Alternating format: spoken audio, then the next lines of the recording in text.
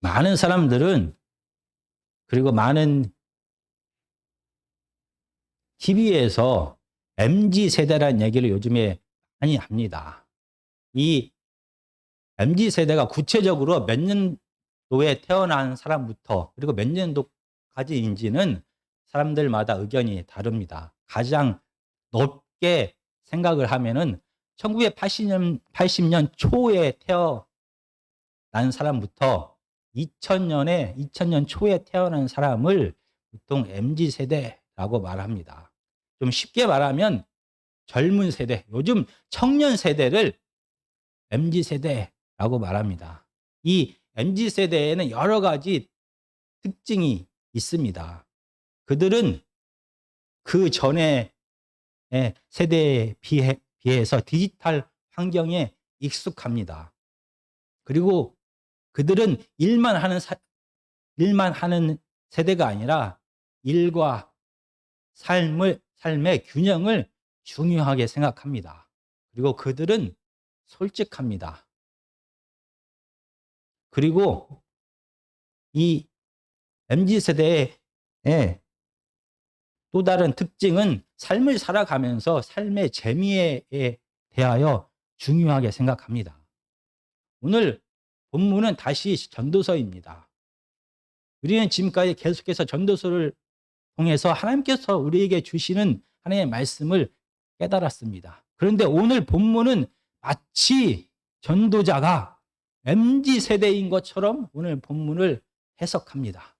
먼저 전도서 5장 10절에서 12절까지를 제가 읽겠습니다.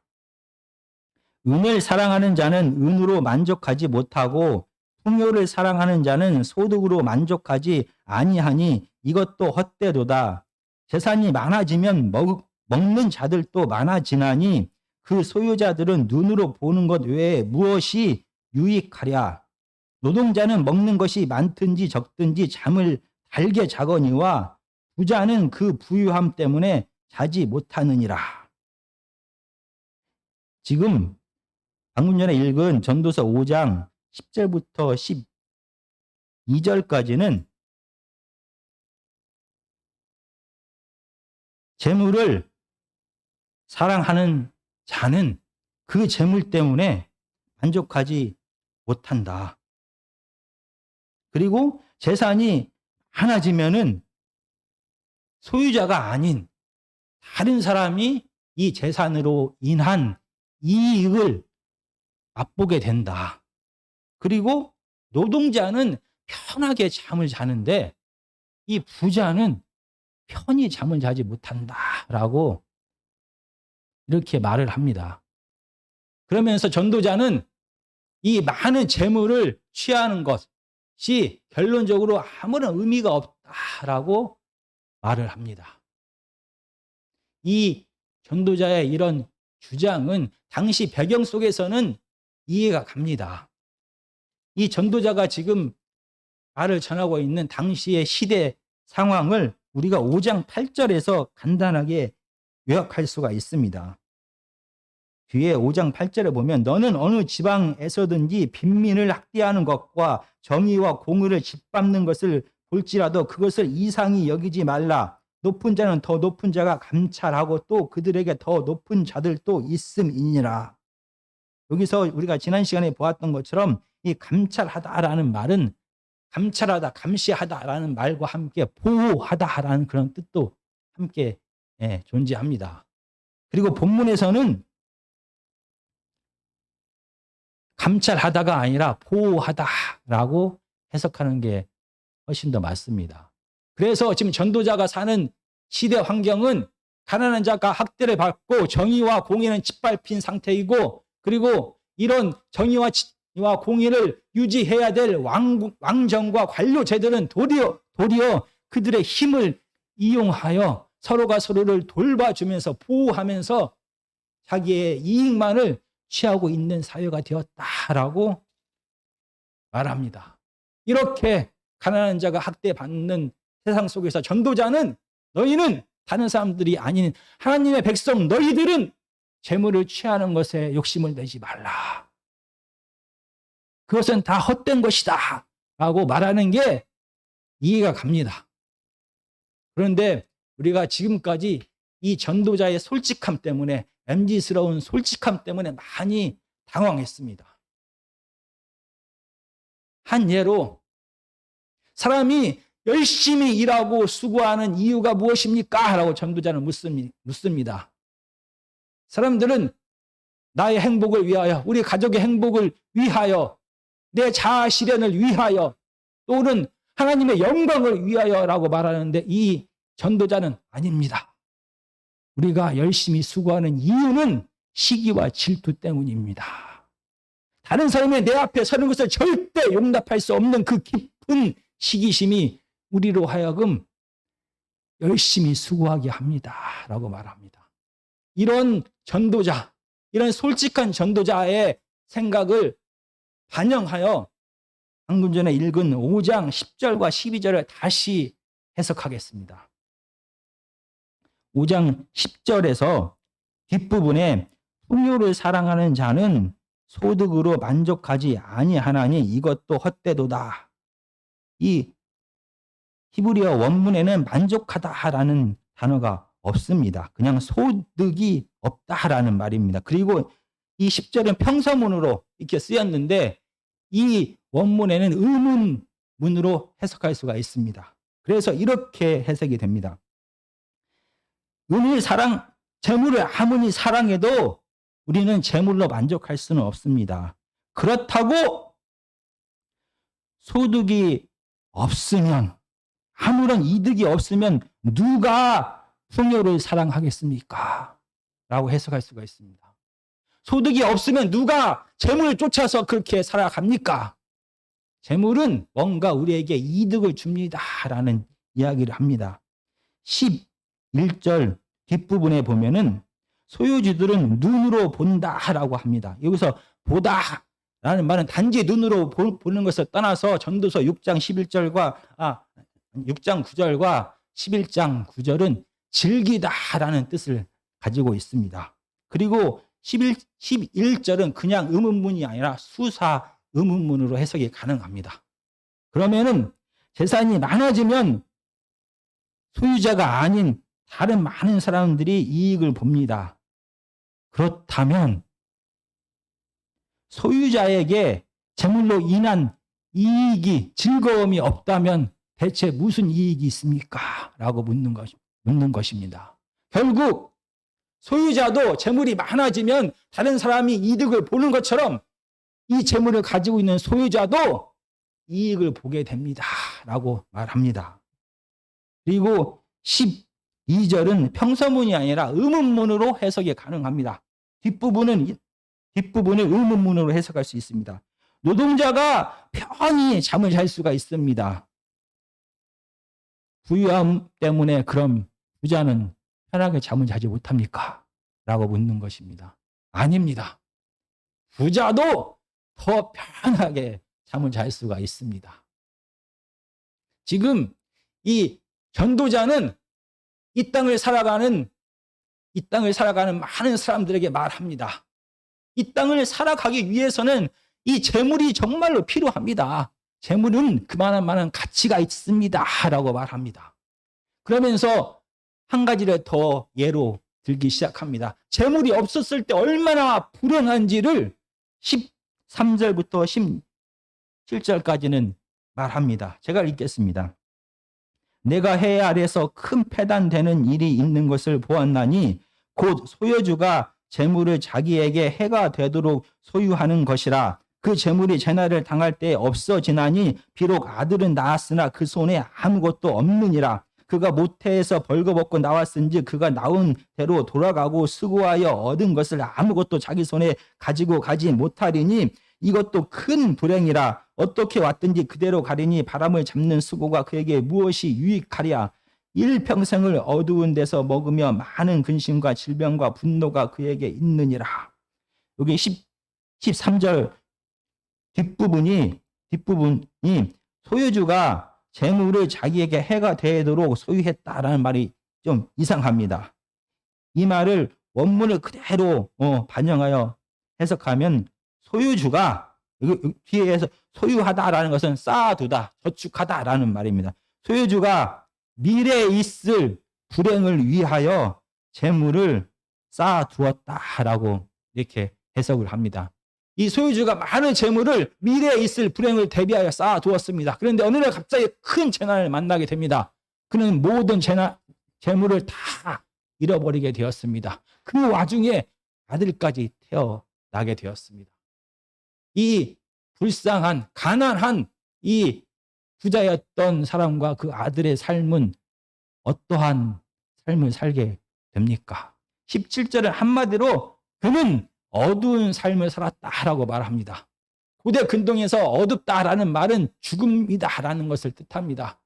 그는 가난 때문에 근심과 두려움과 질병과 분노로 가득 찬 행복이 전혀 없는 이런 두려움, 죽음과 같은 삶을 살았습니다라고 말합니다. 이렇게 재물은 이 땅을 살아가는데 반드시 필요합니다라고 이 전도자는 솔직하게 고백을 합니다. 그러자 옆에 있던 누군가 경건한 자가 이렇게 말합니다. 만약 가난해도 많은 자녀가 있으면 행복한 것이 아닙니까? 만약 가난해도 그가 장수하면 행복한 것이 아닙니까?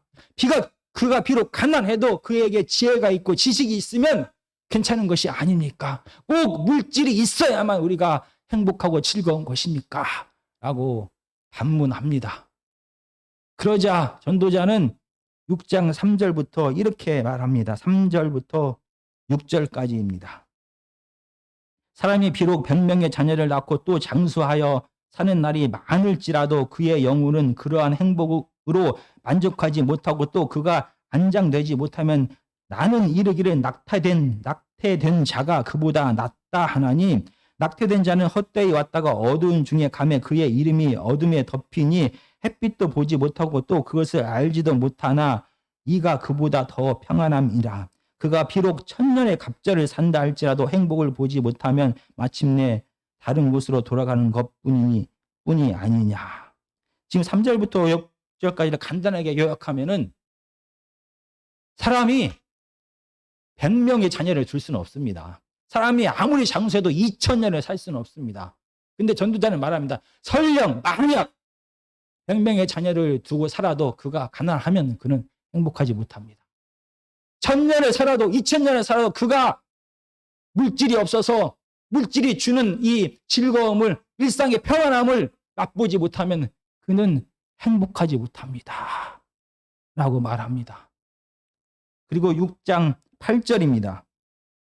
지혜자가 우매자보다 나은 것이 무엇이냐? 살아있는 자들 앞에서 행할 줄 아는 가난한 자에게는 무슨 유익이 있는가? 이 뒷부분은 살아있는 자들 앞에서 행할 줄 아는 가난한 자에게 무슨 유익이 있는가는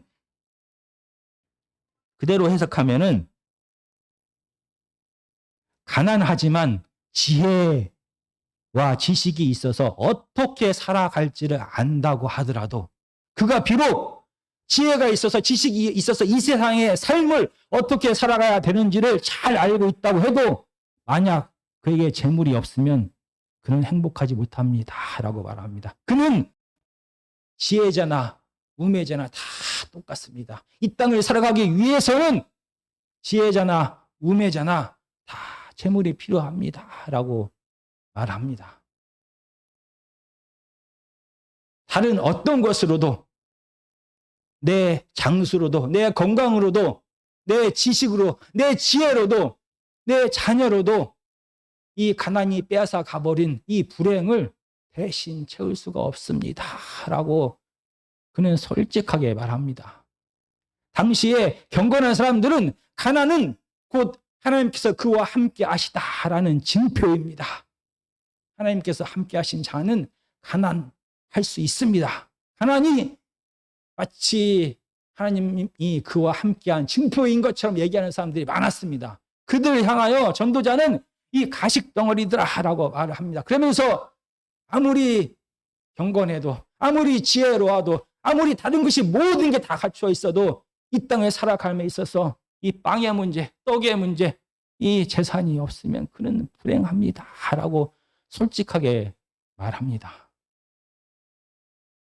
그렇다고 지금 전도자가 우리가 재산만 다 가지고 있으면 자연스럽게 행복합니까? 라는 부분에 대하여 의문을 제기합니다. 이 재산 자체가 우리에게 행복을 주는 것입니까? 라는 이 질문에 대해서는 아니다 라고 말합니다. 재산 자체가 우리 삶의 행복 그 자체, 목표 그 자체입니까?에 대해서는 아니다 라고 말합니다. 오늘 본문 전도서 5장 10절부터 6장 9절 이 한가운데 다시 전도자는 중요한 정말 하고 싶은 이야기를 풀어 놓습니다. 5장 18절부터 6장 2절까지입니다. 그 중에서 18절과 19절을 보겠습니다. 사람이 하나님께서 그에게 주신 바 그 일평생에 먹고 마시며 해 아래서 하는 모든 수고 중에서 낙을 보는 것이 선하고 아름다움을 내가 보았나니 이것이 그의 몫이로다.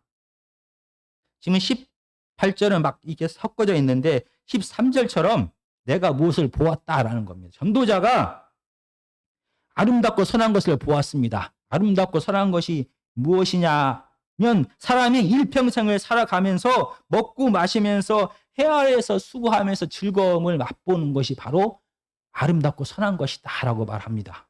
그리고 바로 그것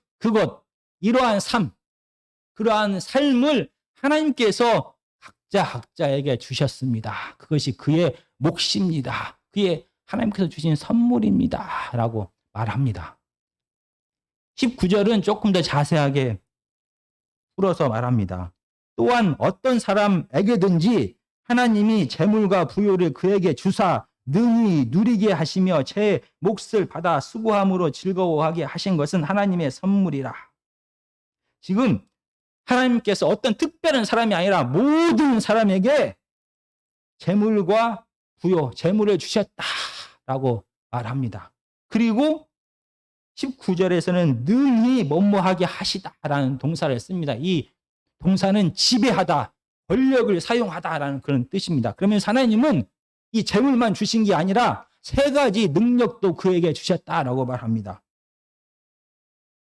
능히 재물을 누리게 하는 능력, 재물을 받았는데 쌓아두는 것이 아니라 소비할 수 있는 능력을 그의 모든 사람들에게 주셨다라고 말합니다. 그리고 자기 몫을 받을 수 있는 능력을 주셨다라고 말합니다. 하나님께서 모든 사람들에게 각자에게 그에게 합당한 그의 분할, 그에게 나누어진 몫을 주셨다라고 말합니다. 그리고 모든 사람은 자기의 몫을 챙길 만한 능력을 하나님께서 그에게 주셨다라고 말합니다. 그리고 마지막으로는 그가 이 땅에서 수고함을 통하여 즐거움을 누릴 수 있는 기쁨을 맛볼 수 있는 능력을 주셨다라고 말합니다.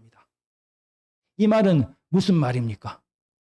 재물 자체가 이 재물을 통한 기쁨과 행복을 주는 것이 아니라 재물 자체는 하나님께서 사람들에게 재물을 통하여 재물을 수단으로 삼아서 기쁨과 만족과 평안함을 맛보라라고 주신 것이다라는 것입니다. 재물 자체는 행복이 없습니다. 만족이 없습니다. 기쁨이 없습니다.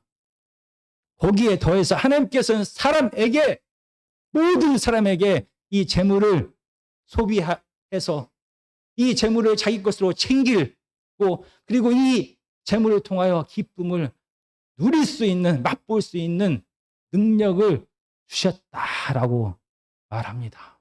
결국 재물 자체에 기쁨이 있는 것이 아님을 전도자는 분명히 이야기합니다. 그런데 실상은 어떠합니까? 하나님의 모든 사람들에게 재물을 주시고 그 재물을 통해 즐거움을 맛볼 수 있게 하셨습니다. 그런데 6장 2절은 이렇게 말합니다. 어떤 사람은 그의 영혼이 바라는 모든 소원에 부족함이 없어 재물과 부요와 존귀를 하나님께 받았으나 하나님께서 그가 그것을 누리도록 허락하지 아니하셨으므로 다른 사람이 누리나니 이것도 헛되어 악한 병이로다. 6장 2절은 이 땅에서의 실제 모습을 말합니다. 하나님은 분명히 모든 사람들에게 재물을 주셨고 그의 몫을 주셨고 그의 재물을 통하여 이 땅에서 일상에서 기쁨을 맛보게 하셨습니다. 그런데 실상은 어떤 사람은 하나님께서 주시는 재물을 다 받았습니다. 근데 그거를 누릴 수 있는 즐거움을 누릴 수 있는 능력은 받지 못했다라고 말합니다. 왜? 분명히 5장 19절에서는 어떤 특별한 사람, 믿음이 좋은 사람, 성실한 사람, 착한 사람, 지혜로운 사람이 아닌 모든 사람에게 재물을 주시고 이 재물을 통해 기쁨을 맛볼 수 있는 능력을 주셨는데 왜 실상은 어떤 사람은 이 재물을 하나님 이 능력을 기쁨을 누릴 수 있는 능력을 받지 못하는 상황이 된 것입니까? 이걸 어떻게 이해해야만 하는 것입니까? 그러면 우리는 이 전도서 속에서 실질적으로 재물이 있으나 누리지 못하는 삶이 있는지를 찾아보면 됩니다. 4장 8절입니다. 어떤 사람은 아들도 없고 형제도 없이 홀로 있으나 그의 모든 수고에는 끝이 없도다. 또 비록 그의 눈으로 부요를 족하게 여기지 아니하면서 이르기를 내가 누구를 위하여는 이같이 수고하고 나를 위하여는 행복을 누리지 못하는가 하여 이것도 헛되어 불행한 노고로라. 어떤 사람은 일평생을 수고합니다. 많은 재물을 쌓게 되었습니다. 그런데 그는 이 재물을 가지고 재물을 통해서 기쁨과 평안함을 누리는 것이 아니라 이 재물을 만족하지 못합니다. 그래서 계속해서 더 많은 재물을 쌓기 위하여 얻기 위하여 그는 노력합니다. 밤낮으로 일합니다. 그의 삶에는 행복이 없다라고 말합니다. 5장 10절은 이렇게 말합니다. 은을 사랑하는 자는 은으로 만족하지 못하고 라고 말합니다. 방금 전에 전도자는 사람이 육체를 입은 사람이 이 땅을 살아가기 위해서는 반드시 재물이 필요합니다 라고 말합니다. 재물은 사람들에게 기쁨을 줍니다. 평안함을 줍니다. 그러다 보니 하나님께서는 재물을 사용하라라고 말했습니다. 재물이 목적이 아니라 재물을 통해서 즐거움을 누리라, 일상의 평안함을 누리라라고 말했습니다. 그런데 이 우리에게 너무나 좋은 곳에 계속 주는 이 재물에 푹 빠져버렸습니다. 재물을 사랑하게 되었습니다. 재물에 집착하게 됩니다. 재물을 더 많은 재물에 갈망합니다. 그의 삶 속에는 만족함이 없습니다. 그는 행복이 없는 사람이 되었습니다. 13절은 간접적으로 우리에게 또 다른 예를 말합니다. 내가 해 아래서 큰 패단이 되는 일이 있는 것을 보았나니 곧 소유주가 자기의 미래를 위하여 미래의 재앙을 예비하기 위하여 재물을 쌓아만 둔다라고 말합니다. 이 재물이 너무나 귀합니다. 이 세상을 살아가는데 반드시 필요합니다. 그래서 이 재물이 없어지면 안 됩니다. 잃어버리면 안 됩니다. 그래서 두려움과 잃어버리지 않기 위하여 두려움과 불안 가운데서 계속해서 쌓아만 둡니다. 그의 삶에는 많은 수고를 통해서 재물은 쌓아가는데 재물을 사용하고 그 가운데서 누리는 평안함과 즐거움을 맛보지 못합니다. 그는 불행한 사람이 되었습니다. 6장 2절은 하나님께서 재물은 주셨는데 그에게 재물을 누릴 수 있는 즐거움은 안 주셨다라고 말합니다. 분명히 5장 19절에는 모든 사람에게 그 사람이 이 땅에서 살아갈 수 있도록 재물을 허락하셨고 그리고 그 재물을 누릴 수 있는 능력까지 주셨다라고 말합니다. 그렇다라고 하면 하나님께서는 모든 사람이 이 땅에서 행복하게 육체의 필요를 채우면서 살아갈 수 있도록 재물을 허락하셨습니다. 그리고 그들에게 그걸 누릴 수 있는 능력도 주셨습니다. 그런데 사람의 이 재물을 사용하는 사람의 태도에 따라 마음가짐에 따라 그는 어떤 사람은 정말 하나님의 뜻대로 재물을 통하여 기쁨을 누리면서 사는 사람이 있고 어떤 사람은 그의 태도에 따라서 재물을 통하여 기쁨을 누리지 못하고 불행하게 살아가는 사람이 있다라고 말합니다.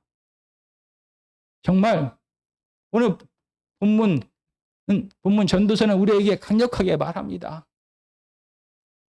이 해 아래 세상, 이 죽음의 세상, 육체를 입은 사람이 살아가기 위해서는 반드시 재물이 필요합니다. 라고 말합니다. 그러나 재물 그 자체가 우리에게 즐거움을 주는 것이 아니라 재물은 우리에게 즐거움을 주는 수단에 불과합니다. 라고 강조합니다. 하나님의 말씀을 간단하게 정리하겠습니다. 정말 해 아래 세상을 살아갑니다. 우리는 육체를 가지고 있는 사람입니다. 우리는 가끔 이런 얘기를 듣습니다. 성도는 하나님의 말씀을 삽니다. 라는 얘기를 많이 듣습니다. 맞습니다. 그러나 성도는 하나님의 말씀으로 살아가지만 이 말이 우리가 이 땅을 살아감에 있어서 이 생계의 문제, 빵의 문제, 이 재산의 문제가 결코 중요하지 않다라고 이해해서는 안 되는 것입니다. 정말 육체를 입은 우리가 이 땅을 살아가기 위해서는 땅의 소산을 먹어야만 하는 것입니다. 떡이 반드시 필요한 것입니다. 그래서 출애굽한 이스라엘 백성들이 가나안 땅에 들어갔을 때 하나님께서 이스라엘 모든 백성들에게 땅을 나누어 주셨습니다. 바로 이 땅을 나누어 주다. 그래서 하나님으로부터 받은 땅, 이 단어가 바로 오늘 본문에 나오는 몫이라는 단어입니다. 그래서 하나님께서는 모든 사람이 땅의 소산을 통하여 그의 삶을 누릴 수 있도록 허락하셨습니다. 그리고 그러한 권리를 그에게 주셨습니다. 그리고 전도서도 같은 이야기를 합니다. 바로 뒤에 5장 9절에 보면 땅의 소산물은 모든 사람을 위하여 있다라고 말합니다. 정말 이 땅을 살아가는 육체를 가진 피조물인 우리들은 빵을 먹어야만 살아갑니다. 그래서 땅의 소산, 이 재산이 반드시 필요합니다. 이렇게 재산은 우리에게 정말로 중요합니다. 더 많은 재산을 통하여 우리는 정말 좋은 것들을 많이 경험하게 됩니다. 그러다 보니까 이 돈의 힘이 빠지게 됩니다. 그래서 하나님께서는 그냥 사용하고 행복을 위한 수단으로 사용하라라고 말했는데 점점 재물에 빠지게 되어서 재물에 집착하게 됩니다. 재물에 사랑하게 됩니다. 그 결과 더 많은 것들을 얻기 위하여 절대 쉬지 못하고 밤낮으로 수고합니다. 그리고 이것을 잃어버릴까 봐 두려워하면서 계속 쌓아두게 됩니다. 두 손을 움켜쥐면서 살아가게 됩니다. 우리는 피조물입니다. 이 땅을 살아가는데 반드시 재물이 필요합니다. 그런데 재물을 사용하면서 어떻게 사용하면서도 재물의 노예가 되지 않고 살아갈 수가 있는 것입니까? 이 질문에 대하여 전도서는 두 가지 답을 합니다. 오늘 본문은 분명히 말합니다. 이 재물은 그 사람이 그의 힘과 능력에 따라 얻은 것이 아니다라고 말합니다. 하나님께서 그에게 선물로 주셨다라고 말합니다. 하나님께서 가나안 땅에 들어간 이스라엘 백성들에게 땅을 분배하셨습니다.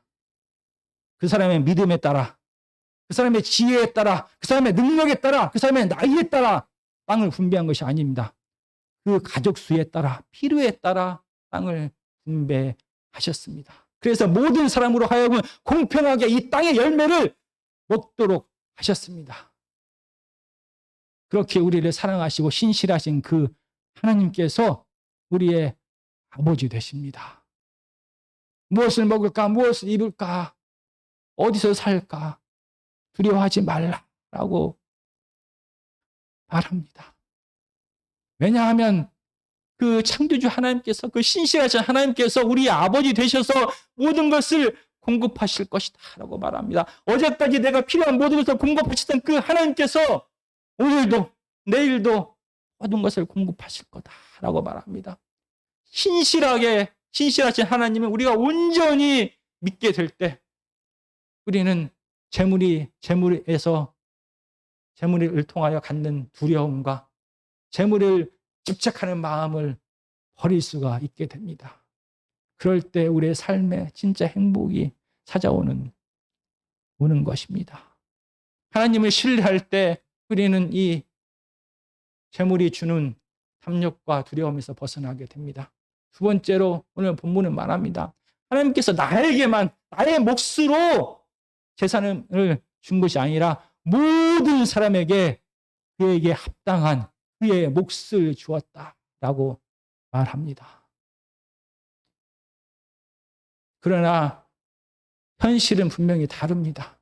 여러 가지 개인적인 이유 때문에 아니면 전도서의 배경처럼 탐욕과 권력을 가진 사람들에게 내 몫을 빼앗겨 버려서 누군가는 이 가난 때문에 울며 고통당하는 사람들이 있습니다.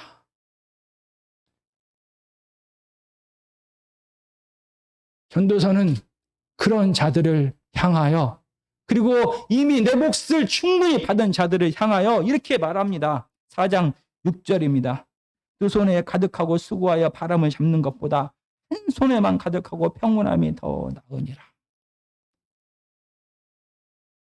한 손, 내 몫의 것을 충분히 받아서 누리고 있는 사람들에게 내 몫을 빼앗겨 가난 가운데 울부짖는 자들과 함께 싸워라라고 말합니다. 그들과 함께 울어주라라고 말합니다. 그리고 내가 누리는 것처럼 그들도 재물을 통한 평안함을 누릴 수 있도록 내게 주신 것을 나누라라고 말합니다.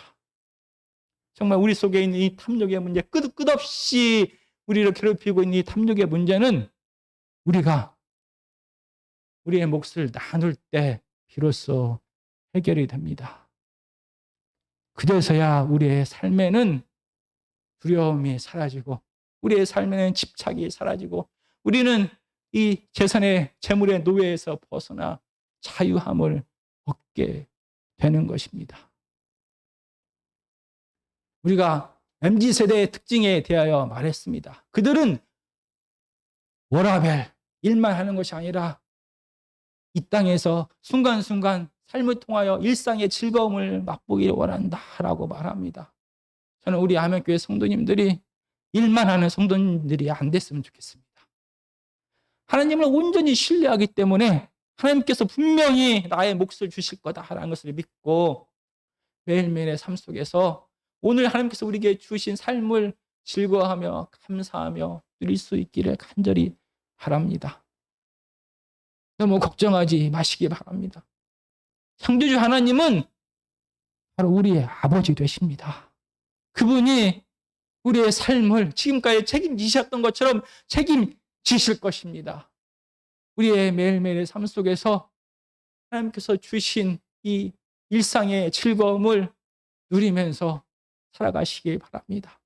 그리고 하나님께서 주신 것이기 때문에 내 힘과 능력과 지혜로 받은 것이 아니라 하나님의 은혜로 선물로 주신 것이기 때문에 고통하며 울부짖는 자들에게 함께 나누는 자들이 되시기를 간절히 축원합니다. 정말 우리 아멘교회에 이 재물이 반드시 필요합니다. 그러나 재물에 목매지 않게 하여 주시옵소서. 우리 아멘교회 성도님들에게 이 땅을 사랑하는데 재물이 반드시 필요합니다. 그러나 재물의 노예가 되지 않기를 간절히 원합니다. 하나님을 만날 때 우리는 하나님을 신뢰하게 됩니다. 그 신뢰가 우리로 하여금 이 재물의 노예에서 벗어나게 하는 것입니다.